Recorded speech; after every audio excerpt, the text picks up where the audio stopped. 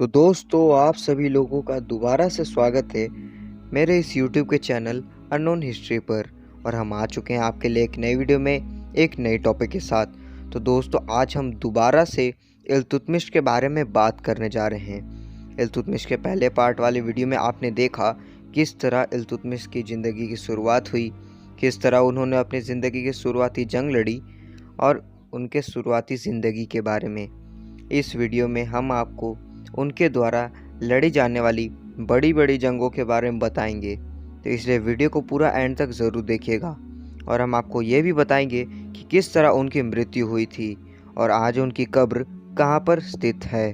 तो दोस्तों, बिना देर किए आज की हमारी इस YouTube के वीडियो को जल्दी से जल्दी शुरू कर लेते हैं। सन 1220 में ख्वारिज़म किंगडम के सुल्तान ने घुरिद एम्पायर के वेस्टर्न पार्ट को अपने अधीन कर लिया और सन 1220 में ही मंगोल इन्वेजन आ गया था ख्वारिज़म किंग के ऊपर।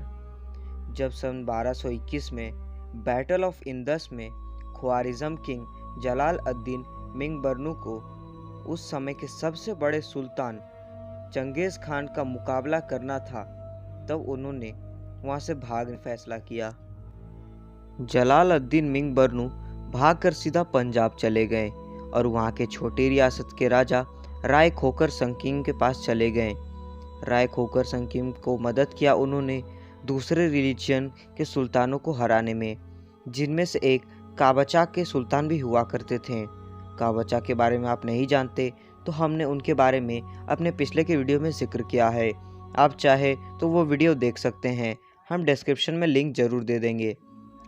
मंगोल लीडर चंगेज़ खान को ये पता चल गया कि जलाल अद-दीन मिंगबरनू पंजाब की तरफ है और वो राय खोकर के अधीन है, तो चंगेज़ खान ने तुरंत ही अपनी सेना लेकर पंजाब की तरफ जाने का फैसला किया। लेकिन कुछ समय बाद ही उन्होंने वापस लौटने का फैसला कर लिया। इसका कारण ये था कि उस समय के दिल्ली के सुल्तान यानी कि शम्स-उद-दीन इल्तुतमिश से उन्होंने इस बात की इजाज़त नहीं ली थी कि वो भारत से गुजर सके। मंगोल लीडर चंगेज़ खान ने अपने 2 वज़ीरों को भेजा इल्तुतमिश के पास ताकि वो उनसे परमिशन ले ले, ताकि वो इंडिया को क्रॉस कर पाएँ जलाल अद-दीन मिंगबरनू को पकड़ने के लिए।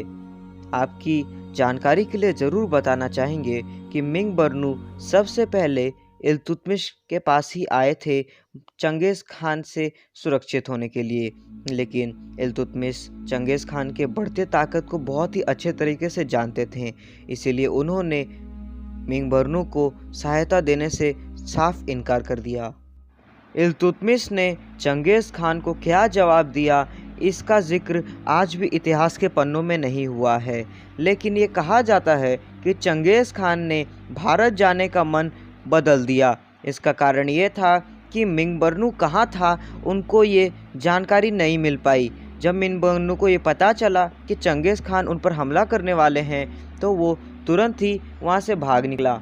एक पर्शियन हिस्टोरियन अता मलिक जुवानी के हिसाब से चंगेज़ खान ने उसके बाद भारत के ईस्ट तरफ जाने का फैसला किया और वहाँ के रियासतों को अपने अधीन करने का सोचा, लेकिन वो इसमें भी असफल रहा। इसका कारण ये था कि उन्हें एक भी ऐसा सही सा रास्ता नहीं मिल पाया कि वो ईस्ट तरफ जा पाएँ भारत को जीतने के लिए, और उनकी इतनी बड़ी सेना को लेकर वो दोबारा से मंगोलिया आ गए। चंगेज़ खान को ये तो मालूम था कि मिंगबरनू इल्तुतमिश के पास सहायता के लिए गया है, लेकिन उन्हें यह नहीं मालूम था कि इल्तुतमिश ने उनकी सहायता की है या फिर नहीं। इसीलिए चंगेज़ खान ने इल्तुतमिश को एक खत लिखा जिसमें उन्होंने कहा कि वो जलाल अद-दीन मिंगबरनू की सहायता बिल्कुल ना करे, नहीं तो इसका नतीजा इल्तुतमिश को भी भुगतना पड़ेगा। जलाल अद-दीन मिंगबरनू ने इस दौरान सिंध सागर के डोब से पासरर के किले को जीत लिया और उसके बाद अपने कुछ वज़ीरों को भेजा इल्तुतमिश के पास दोबारा, ताकि वो मंगोलों से उन्हें बचा सके, क्योंकि उस समय पूरे भारत पर सिर्फ एक इल्तुतमिश ही सबसे ज़्यादा ताकतवर सुल्तान हुआ करते थे और सबसे बड़ा सुल्तान उस समय का चंगेज़ खान हुआ करता था। इल्तुतमिश और जलाल अद-दीन मिंगबरनू के कुछ दिनों के बातचीत के बाद इल्तुतमिश ने उन्हें अपने पास रखने से मना कर दिया। उन्होंने मिंग-बर्नू से कहा कि उनके महल में किसी भगोड़े के लिए जगह नहीं है। मिंग-बर्नू ये अच्छे से जानता था कि इल्तुतमिश उसके पत्र का जवाब नाश के साथ ही देगा। इसीलिए मिंग-बर्नू पहले से ही काबचा एम्पायर के राजा पर हमला करने का मन बना रखा था, और जब उसको इल्तुतमिश की तरफ से ना का फरमान आ गया तो उन्होंने तुरंत ही काबचा एम्पायर के सुल्तान के ऊपर हमला कर दिया। मिंग-बर्नू के पास एक छोटी सी सेना थी जो काबचा के साथ लड़ सकती थी, इसलिए उसने काबचा एम्पायर पर तुरंत ही हमला कर दिया। मगर जब मिंग-बर्नू ने काबचा पर हमला किया, वहाँ इल्तुतमिश ने भी दखल अंदाजी की, क्योंकि उसका मानना था कि अगर वो मिंग-बर्नू के खिलाफ खड़ा हो जाए तो चंगेज़ खान उसके साथ हो जाएगा और उसकी मदद करेगा पूरे भारत को जीतने की। इल्तुतमिश खुद अपनी एक बड़ी सी सेना लेकर मदद करने गया, क्योंकि पहले से ही इल्तुतमिश और काबचा के बीच अच्छी दोस्ती नहीं थी और दोनों के बीच अक्सर जंग होते रहते थे। मगर इस बार इल्तुतमिश पूरा मन बना के आया था कि वो काबचा के सुल्तान के साथ दोस्ती कर लेगा। काबचा के सुल्तान को इस बात की बिल्कुल भी उम्मीद नहीं थी कि मिंग-बर्नू उस पर हमला करेगा, मगर मिंग-बर्नू ने अचानक से हमला किया। इसी कारण जब जंग शुरू हुई, काबचा ने पूरी उम्मीद छोड़ दी थी कि वो ये जंग जीत पाएंगे, मगर इल्तुतमिश की वजह से ये जंग बहुत अच्छे से लड़ी गई। मिंग-बर्नू जंग हारने के बाद भाग निकला और फिर कुछ सालों बाद मिंग-बर्नू ने गुजरात की तरफ अपना हमला करना चालू कर दिया। धीरे धीरे कर मिंग-बर्नू की सेना दोबारा से बड़ी और ताकतवर होती जा रही थी, लेकिन सन 1223 से 1224 के अंदर इल्तुतमिश ने काबचा के साथ मिलकर मिंग-बर्नू पर हमला करने का मन बनाया। मगर इल्तुतमिश खुद भी इन पर हमला कर सकता था, लेकिन काबचा के सुल्तान का मानना था कि उस पर हमला किया था मिंग-बर्नू ने, तो उसे उसका बदला लेना है। इसलिए दोनों साथ मिलकर मिंग-बर्नू पर हमला किया और इल्तुतमिश को चंगेज़ खान के जनरल ने भी साथ दिया। सबने कोशिश की कि वो मिंग-बर्नू को भारत से भगा दे, ताकि चंगेज़ खान मिंग-बर्नू को बहुत आराम तरीके से मार दे। इल्तुतमिश ने चंगेज़ खान का पीछा तब तक नहीं छोड़ा जब तक उनकी सन 1227 में मौत नहीं हो गई।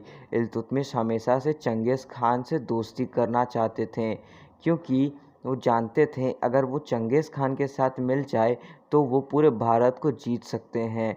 इल्तुतमिश ज़्यादातर इंडस वैली सिविलाइजेशन के पास वाली चंगेज़ खान की टेरिटरी के साथ दोस्ती करने की कोशिश करते रहते थे।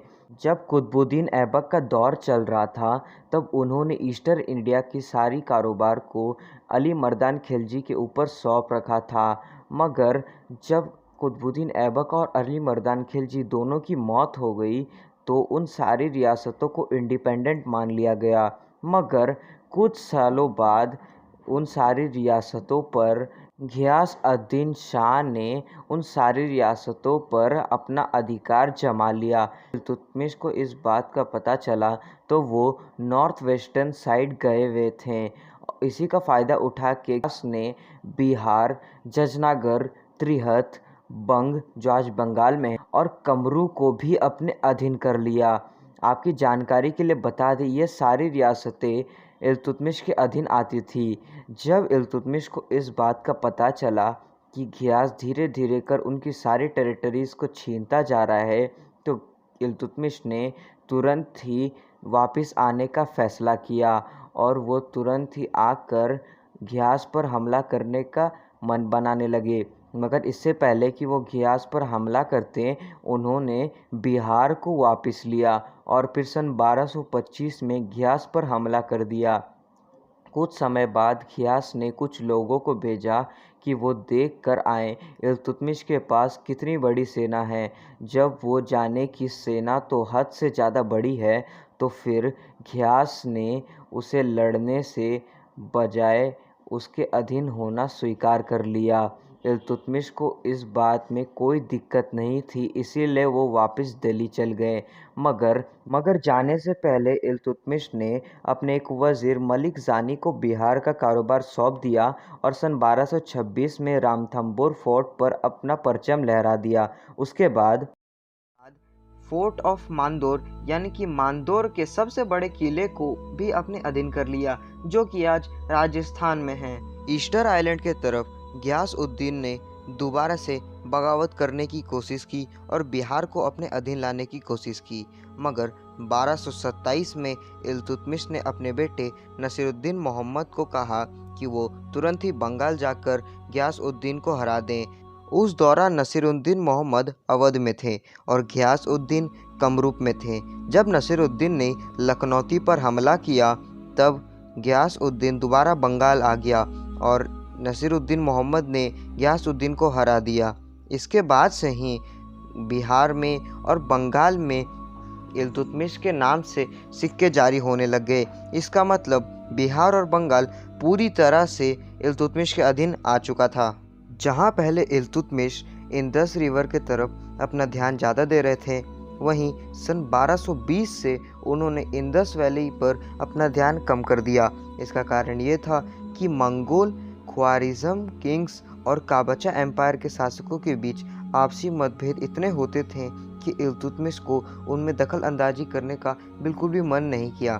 मगर जब सन 1228 से 1229 के बीच इल्तुतमिश ने एक काबचा टेरिटरी पर हमला किया, तब उनकी टेरिटरी बहुत ही ज़्यादा वीक हो गई थी। इसका कारण ये था कि उस टेरिटरी को ख्वारिज़म किंग्स और मंगोल शासकों से बहुत ही ज़्यादा लड़ना पड़ता था, जिसकी वजह से वो धीरे धीरे कर कमज़ोर होती गई। अब आप ये ज़रूर सोच रहे होंगे कि आखिर इल्तुतमिश ने काबचा रूलर्स के टेरिटरी पर हमला क्यों किया। इसका कारण ये था कि इल्तुतमिश और काबचा रूलर्स के बीच एक ट्रीटी साइन हुई थी, जिस ट्रीटी में इल्तुतमिश को काबचा रूलर्स को जलाल अद-दीन से बचाना था और वहीं दूसरी तरफ अगर वो इल्तुतमिश को धोखा देते तो उसका नतीजा उनके लिए एक बहुत ही बड़ी जंग होती।